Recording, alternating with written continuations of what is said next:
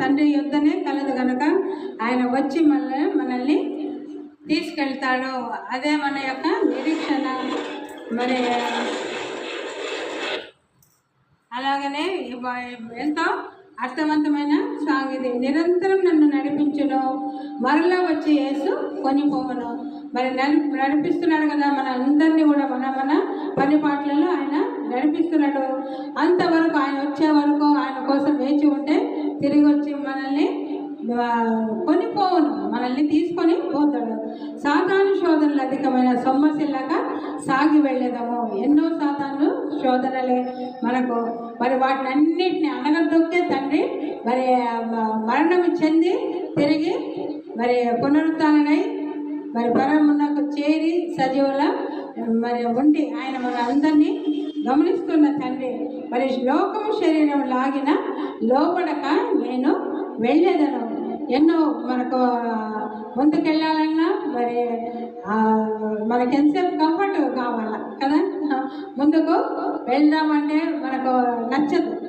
ఎక్కడ ఉన్నాం చాలా ఇదే ఈ లైఫ్ బాగుంది అనుకుంటాం, కానీ ఇంకా ఎంతో తండ్రి మనల్ని లోకము లాగేస్తూ ఉంటుంది. వద్దు ముందుకెళ్ళే చాలే అనేసి. కానీ తండ్రి మరి లోపడక తండ్రితో మనము ఆయన కోసం మనము ముందడిగే వేయాలా. ఎప్పుడు చెప్పుకుంటూనే ఉంటాను, లోకము శరీరములాగినను లోబడక నేను వెళ్ళెదను. మరి అలాగే పచ్చిక బయలులో పరుండ చేయును, శాంతి గల జలముల చెంత నడిపించును, ఆశ అనిశము ప్రాణము తృప్తిపరచును, మరణలోయలో నన్ను కాపాడను. మరణలోయలలో కాపాడిన బిడ్డలు ఎంతోమంది సాక్షి బిడ్డలమే. మనం అందరినీ ఆయన కాపాడున్నాడు.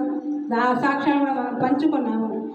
పచ్చిక బయలులో పరుండ చేయు, శాంతి జలము చెంత నడిపించును.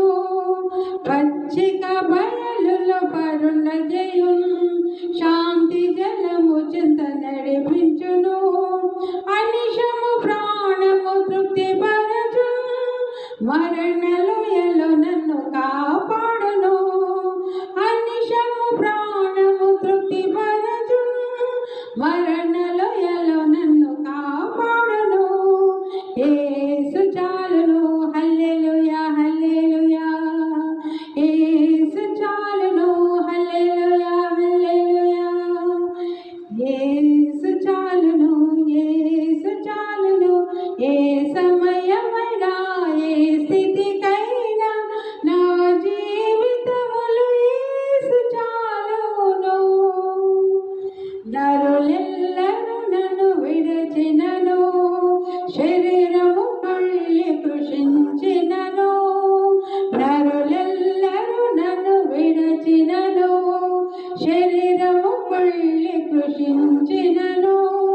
హరించినన్న ఐశ్వర్యము విరోధి వలె నన్ను నడిపించును. హరించినన్న ఐశ్వర్యము విరోధి వలె నన్ను విడచినను. యేసు చాలును, హల్లెలూయా హల్లెలూయా.